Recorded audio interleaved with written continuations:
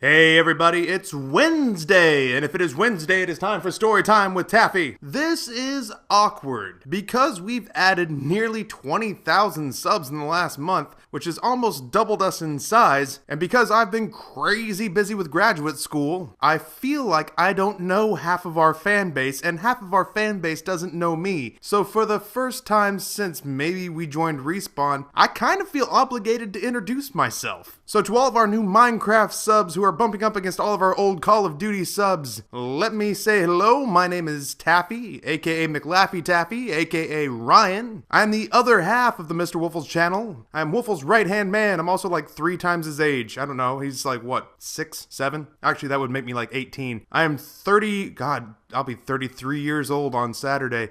Taffys Birthday's on Saturday. What do you get the Taffy who has everything? Well, we already bought me a computer. More on that in just a moment. Either way, I'm the old, sagely wizened voice that haunts the halls of the Mr. Woofles channel since long before we were a Minecraft experiment. So first and foremost, let me say welcome to all the new fans. You guys are a voracious bunch. We love the dedication found in the new subs. For the longest time, Woof and I have always expected this channel to blow up because we put so much effort into making it look like it's professionally maintained and really creatively driven, and it's just taken a long time and to find the right medium because obviously Call of Duty wasn't it. So now we're a PC gaming channel and Rob is just crushing the Minecraft scene, and I'm seeing a ton of support from the new subscribers who are saying, you guys deserve more subs. We agree. Fortunately for us, they're showing up. And from there, the sky's the limit. At that point, we will be locked into doing whatever the hell we please and hopefully making just enough money off the channel so that we can keep buying new equipment and new software so that we can continue to make you the best and most well-edited, insightful, funny commentaries and gaming videos around. Speaking of buying new gear, I took Wolf out to dinner. I wined him. I dined him. This is all metaphorical. He lives in Montreal. I live in Virginia. But metaphorically, I romanticized his socks off. And I got that sexy beast to buy me a computer so I can play in all the video games. Computers being shipped from Newegg in bits and pieces. I'll assemble it all when it gets here. Long story short, it's not like a super beast. Like, we're not doing NASA calculations on this thing or rendering out entire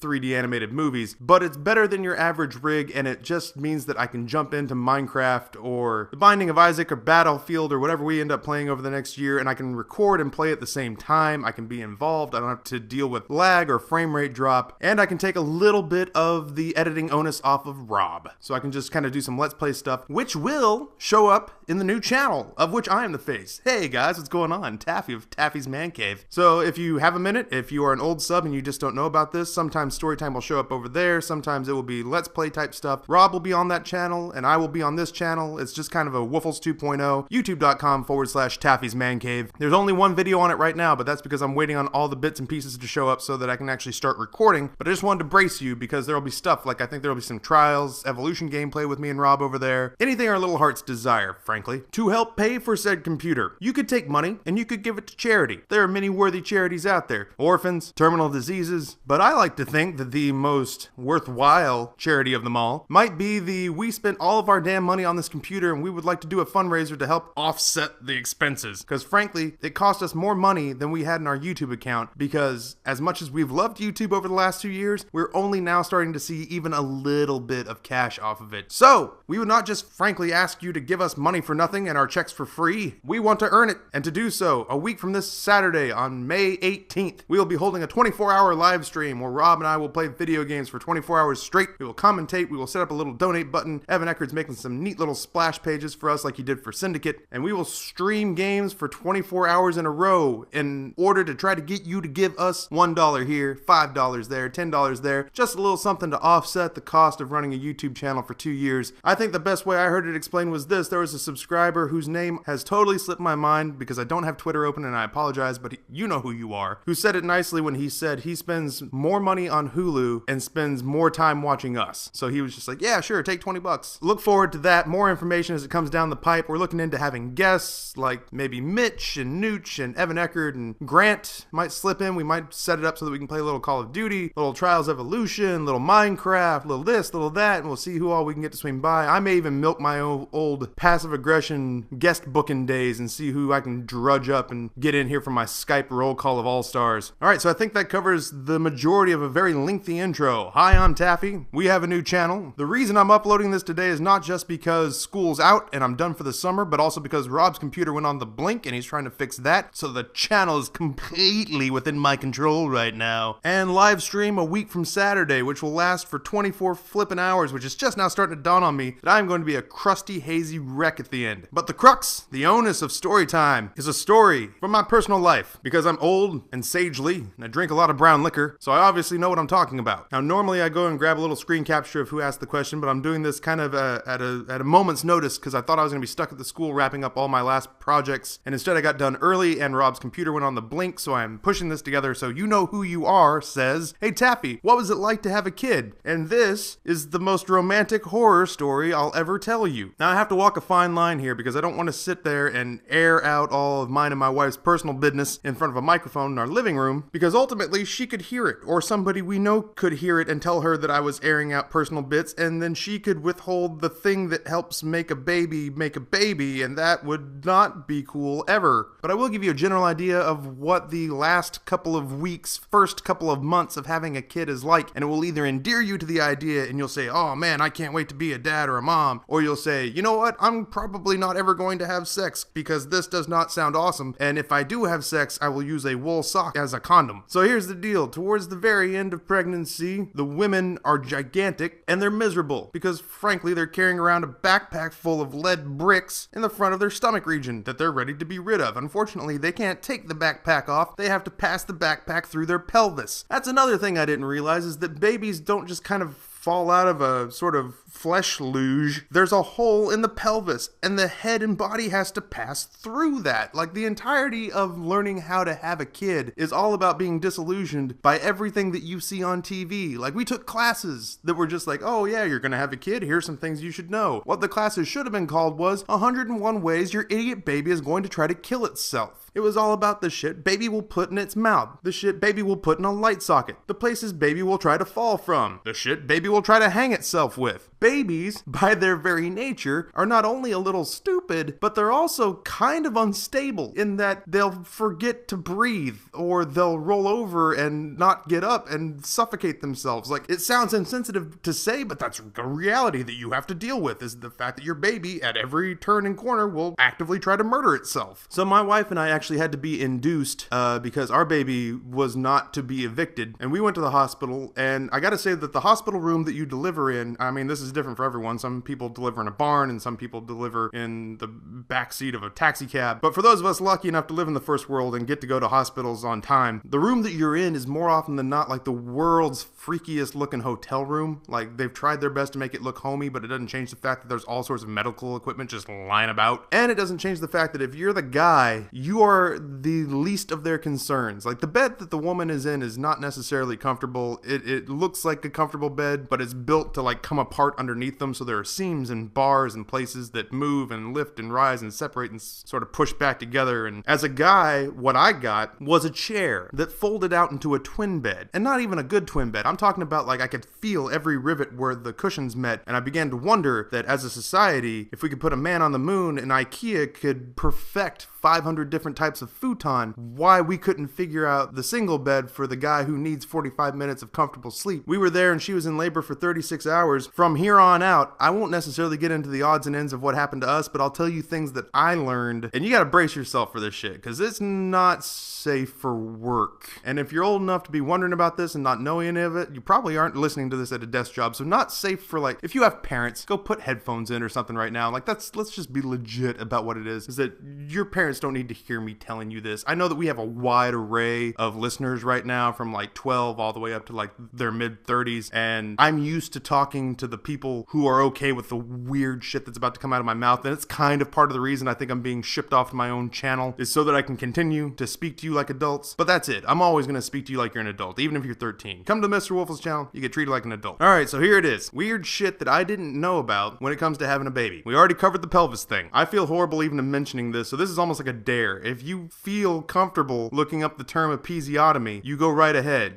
Even Uncle Taffy's not going to walk you through that one. You get your mom and dad's or Google to work that out for you. The cesarean section. A lot of people hear C-section. They go, oh, you were born by C-section. What I didn't realize going into this is that they don't put the woman out. This shit's terrifying. It's like the last scene in Braveheart for William Wallace. The only thing they do is give her some local anesthetic and then drape a curtain across her stomach so that they can't see her extracting a cantaloupe-sized parasite from it. Our son wasn't born by cesarean section, but that was just something weird that I learned about in the process of all these classes and videos. Something everybody goes through is the placenta coming out. Everybody sees the movie and they see the baby come out and it's already clean and everything. Not the case. Not at all the case. The baby comes out purple and covered in fur and what looks like some sort of weird synthetic cheese product. Its head is all cone-shaped because it has to lawn dart through the pelvis, which stretches it the way the Enterprise stretches when it goes into warp drive. There's more blood than a gunshot wound. It's all in all pretty traumatizing. And then there's all the stuff that happens afterwards, like after the baby comes out, and this did happen to me. They got to take it over and they put it in what looks like the food warmer at Burger King, like it's a heat lamp and a little tray, and there's like a pad, and they put the baby on the pad. And the first thing that happens is, as a dad, you're sitting there and you're looking, you're going, oh my God, this thing like is half me, like I made this. And then some nurse walks over and stabs this baby with a needle to give it a shot. And I wanted to know how much time I would spend in prison if I pulled this woman's trachea out and beat her to death with it. From there, we went to a recuperative wing where the mothers got to,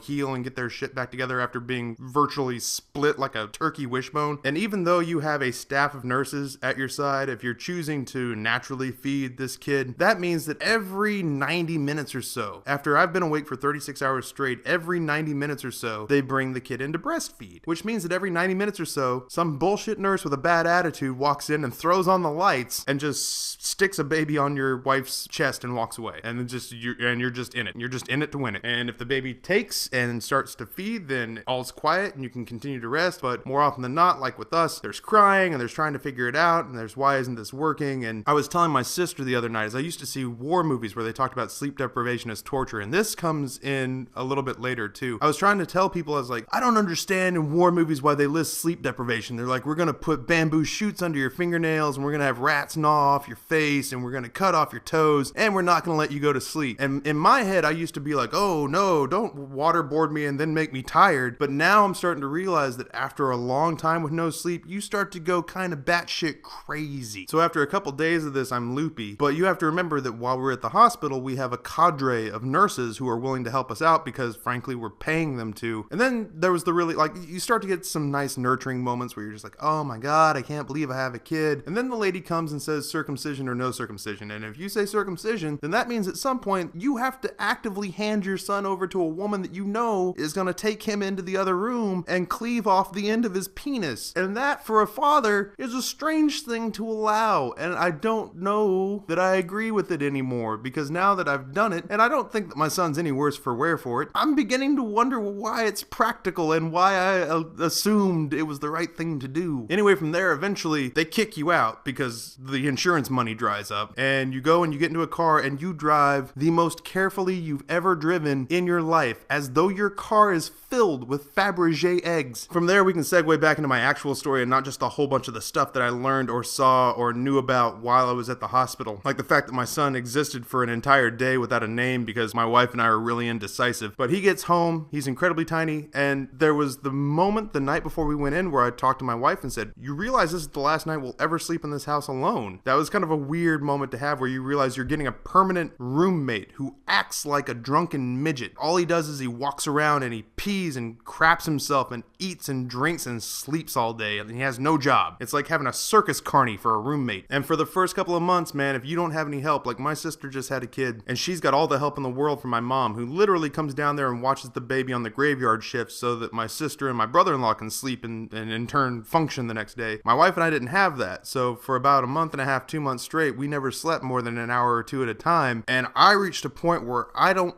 ever want to say that I condone any of those Texas moms who drown their kids in the tub. But for a split second, I got a glimpse of the highway that leads to Crazy Town that allows that to be permissible in someone's head. Where at 4 a.m. on, day 403 of no sleep or whatever it was, that I'm walking around bouncing this screaming ball of rage, and I'm just like, okay, time to think about how we might be able to make this look like an accident. Now, after all the horror and all the weirdness and all the devastation that I've walked you through, you get to the other side. And I know all of you guys are like a decade plus away from this ever being a viable thing, but Uncle Taffy shoots you straight. You get to the other side of all that stuff, and even if you just fake it in the beginning where you're just like, oh, I guess I'm supposed to feel stuff about stuff with this thing, there will come a day eventually, and my son's done this quite a bit this last year, where they'll just come up and they'll say something that you didn't deserve. Like, my son misses me when I go to grad school, so one day he scribbled on a piece of paper, and he brought it up to me and said, you don't have to go to school today, I did your homework for you. And at that point I was just like, oh, I get why people do this thing with the kids and the babies, because this part's awesome. There's still a lot of headaches, and I understand that I am really old to be playing video games after doing this commentary, but it is what it is. But that is the horror story of having a baby that nobody tells you about. The rest of the stuff is normal. It's like, oh, breathe, honey, and it's like, oh my god, I can't believe we did it. All that stuff you'll see in the movies, but if you're coming here, I'm gonna give you the bits and pieces that everyone else left out that I didn't discover until I was like 29. Either way, ridiculously long story time, and I'm not even sure that I have all the video footage I need to back it up, so I'm going to go ahead and wrap this up. Thank you guys for sitting in. Super nice to talk to all the new subscribers and give you guys a little channels update. If you're new at this point in time, everybody heads down to the comment section to leave comments, questions, concerns, ideas for future story times, which may not always be stories because I've been doing this for over a year, so we've agreed amongst us long-term people on the channel that it may just be Taffy talking into a mic. But every week, at least over the course of the summer, I will do something on Wednesday, either on this channel or over on TaffysManCave, where I just chat it up with you, the adoring fans, and me, the grateful host. Thank you for tuning in. This episode of Storytime is in the books. On behalf of the Mr. Woofles channel, this is Taffy, and I am out.